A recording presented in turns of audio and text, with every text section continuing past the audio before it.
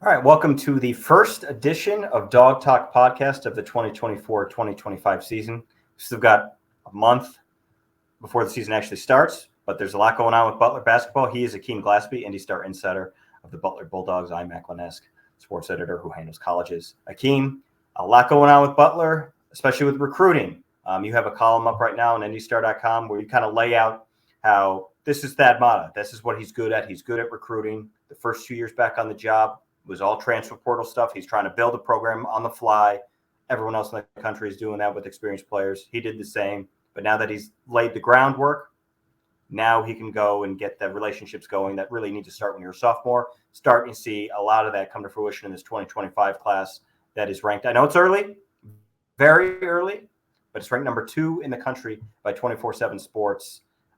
Great place to start with 3 commits already in this class. Obviously, Colt Langdon is going to redshirt, but just tell us your quick impressions of the work he's done in this class, and then we'll go over player by player. Yeah, I mean, I guess it starts with Langdon. He was obviously in the 2025 class, but he's since recommitted. And then you get, you can credit even Patrick McCaffrey for coming via transfer portal from Iowa. Now that he's here, then his younger brother Jack comes, and then you have Stink Robinson who comes, 5 days after that. And then the final piece now is Jackson Keith. He's a former AAU teammate of Colt Langdon. So like you said, it's all about relationships and connections. And you just see that is building those relationships. And then even the players are kind of now helping recruit a little bit. And I know that Colt and Jack have a relationship before. And, Colt said he's getting to know Stink. And obviously Stink had the LN connection there between, former assistant Greg Oden, who's since left. And they brought in another McCaffrey, Connor McCaffrey, to be an assistant coach. So it's just there's so many connections and relationships that it's all kind of starting to make sense. And it's all the classes are forming, and you just see the groundwork being laid for what should be a very strong program moving forward. Do you agree that the transfer portal was the priority the first years? Because there was Connor Turnbull was the only freshman in the 2023 class. Evan Haywood was the only freshman in the 2024 class until they added Colt Langdon, who reclassified. So it seemed like that was the roster construction, and now it's all right. I've got the baseline. Now let me build my program for the future. Yes, and the key from the transfer portal was to get players with multiple years of eligibility, because they didn't just want to have guys transfer in and be there for 1 year and then leave. So I guess you could say like the Pierre Brooks, the Jameel Telforts, the Landon Moores, those guys become your core because they can come and establish, again, the foundation where they're there multiple years. They can speak to the program. They become invested in the program.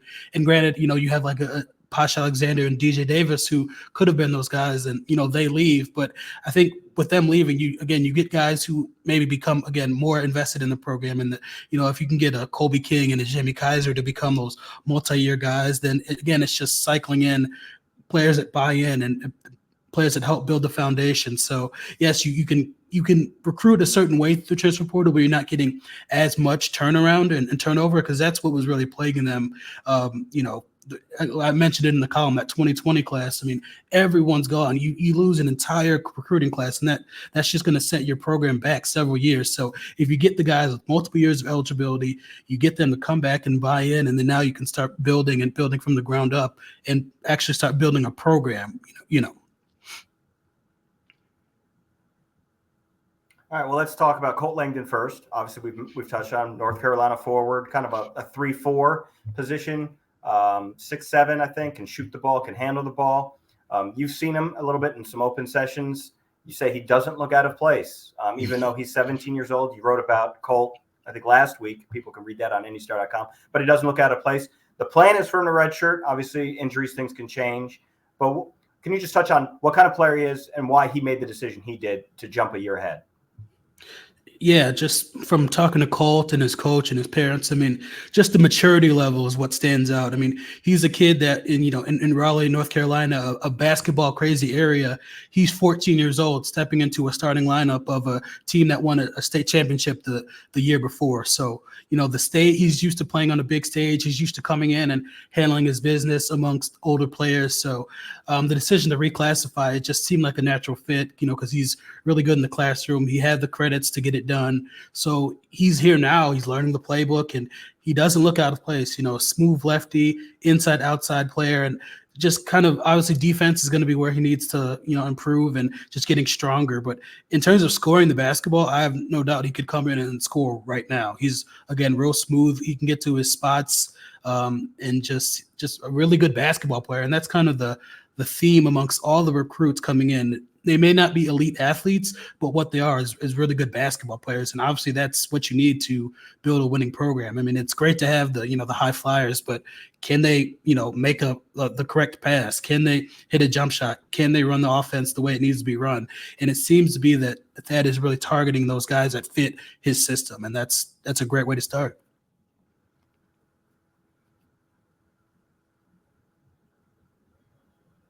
You're talking about guys who can run the offense. That'd be Stink Robinson from Lawrence North. We've seen a lot of how he can handle a team. He's a point guard, but he's also a scoring guard. I mean, he averaged 20 points a game last year, leading that team. Was the Marion County Player of the Year. Will probably be the odds-on favorite to win it again. Be back-to-back Marion County Players of the Year. So he's a really good player. Let's talk about and do we know why he's called Stink? It's not because he stinks. I don't. I'm guessing it's a childhood nickname. I haven't gotten that intel yet, but he's kind of in the Posh Alexander mold where he's going to be a hard-nosed lead guard who can run the team. But while Posh struggled to score at the rim, Stink has the length to get it done at the rim, and that's something that they really need. His shooting, he's a good shooter. That's not his strength right now, but a lot of kids come in with shooting not necessarily being their strength. So I don't doubt that that's an area where he'll try to improve and, make that better. But he's just tough. And he fits that mold where I know Dad asked a lot of his point guards, and he's been a point guard wrestler, going back to Mike Conley and D'Angelo Russell, and even Evan Turner ran some point guard for him back in the day. So, I mean, if I had to choose a program to play point guard for, Thad Matta would be my guy. And there's no doubt that he can get the best out of that position. And it starts there because they have Kobe King, another guy who is coming in as a scoring guard who they're trying to mold into a point guard, where Stink kind of comes in with a little bit more of that natural point guard ability. So I think it was another just great fit in as long as he stays within his role and continues to improve. Okay. And then we got Jack McCaffrey. We know a lot of the McCaffreys going on with Butler. We've got Connor, who you mentioned, is going to be the new is going to be on staff, taking Greg Oden's spot. And we've got Patrick McCaffrey, who's transferred in from Iowa. And now we've got Jack McCaffrey, who is coming also from Iowa. Didn't want to play for his dad. Understandable. He's talked about the pressures that comes with, especially if you're staying in Iowa. My two older brothers did it. I saw what it was like. It wasn't really for me. He finds a home of his own in Butler, but he's going to have a support system with both his brothers there helping him out. What are your takeaways from Jack? What kind of player he is? I think you wrote in your column, he's probably the most polished of the players in this group, but that comes with, you're the son of a coach who's been in the Big Ten for as many years as Fran McCaffrey's been. So he knows the game. What are your takeaways on Jack's game and what you've gleaned from talking to his coaches? Yeah, just silky smooth and coachable. Again, I hate to use those cliches, but that's just something that you can expect from having a coach's kid. A high-level basketball IQ. And, again, another one who can just get to his spots on the court, always under control, always making the right play. Again, not a high flyer, but, he can definitely play above the rim when he needs to. And just a scorer and a really solid all-around player. He could be someone who can come in and, average double digits scoring in the Big East right away. So just, again, another kind of piece that would help make the players around him better and just someone who can thrive in Coach Mata's system. And are they saying that he is the most talented of the three McCaffrey brothers? Is that word on the street? I don't know. I know Des Moines. I know that. Back in the day, Patrick was a high flyer. I know he's maybe playing a little bit below the rim now, and Connor was a two-sport. Well, that comes with old age. He's 24, so you slow down when you get as old as Patrick McCaffrey is. Like a kid, obviously. Yes, but they're all just so talented and skilled. I don't necessarily know where he ranks athletically, but just he might be. Just because he's been playing high level AAU ball since he was in 8th grade, he's kind of always been that guy. So I would just expect him to continue that, kind of pedigree that he's earned throughout his prep career. So, maybe he'd be the most talented one, and that's that's a very kind of high bar to, rise up to, but he's definitely capable of doing that. So again, another player that Butler fans can really get excited about. Okay, and then the freshest recruit, I think, was Saturday committed, Jackson Keith, another North Carolina product, played some AAU with our guy, Colt Langdon. And there's some connections to Tyler Smith as well, a former Butler point guard who's from the North Carolina area and is involved in the AAU scene out there. But tell us a little bit about Jackson Keith. It seems to be a pretty versatile, averaged almost 20 points, 8 rebounds a game last year, played for the Southern School of Sustainability and Energy. Fantastic name for a high school. But yeah, what were your thoughts on what Jackson will bring to the team?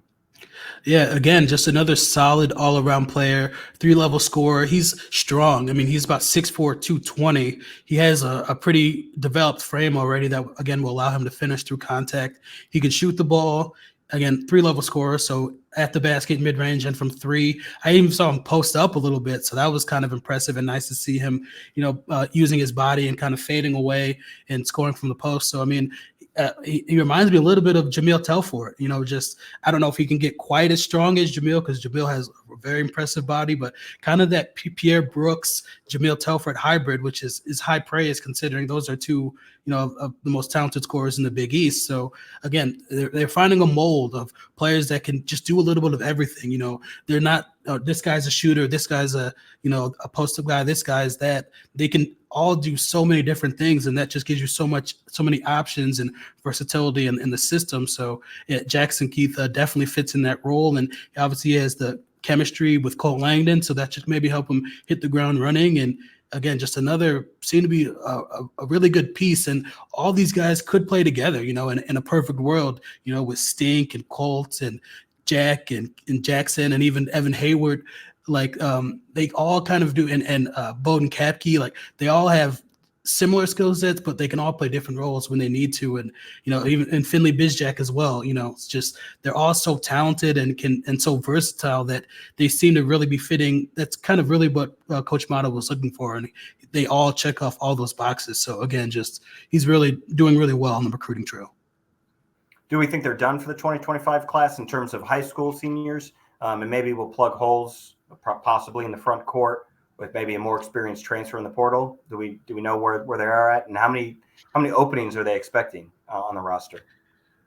I mean, well, right now they have Jamil and Andre Screen would be the only ones that are definitely, or will exhaust their eligibility at the end of this season. So obviously those things can change, in terms of if Pierre Brooks wants to use his extra year or not, or in all those types of things. But yes, I would say if there was one hole on the roster, they definitely need another big body, because while Bolden is he can be a traditional 5, they'll need to replace Andre Screen next year. So a big body would definitely be the missing piece. Some center, some 6'10" guy. I'm sure he's going to be versatile and play, from the perimeter as well. But then they'll need another big body. So that, yeah, I would say if I had to guess, the recruiting class isn't done, whether that's via transfer portal or incoming freshman recruit. But I don't know how many freshmen 6'10" bodies are out there uncommitted right now. But yeah, that definitely seems to be the lone missing piece is another big body for sure.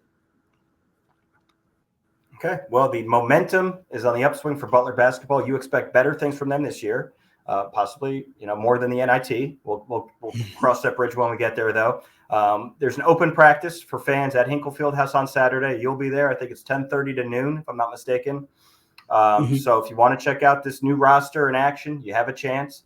Akeem will be there again. So if you want to come say hi to him, come say hi to Akeem, right? Well, you'll accommodate, right? You kissing babies, shaking hands. Well, no kissing babies. It's RSV season. As a new father, I know that, and you know that as well. But yes, come say hi. All right, sounds good. Well, again, we'll try to do this when we're in season every week. As we get in closer to the season, we'll make this more of a happening, because who doesn't want to see our pretty faces? All right, he is Akeem Glaspie. I am Mac Lennes. This has been the first edition of Dawg Talk of the 2024-25 season. Thanks for listening.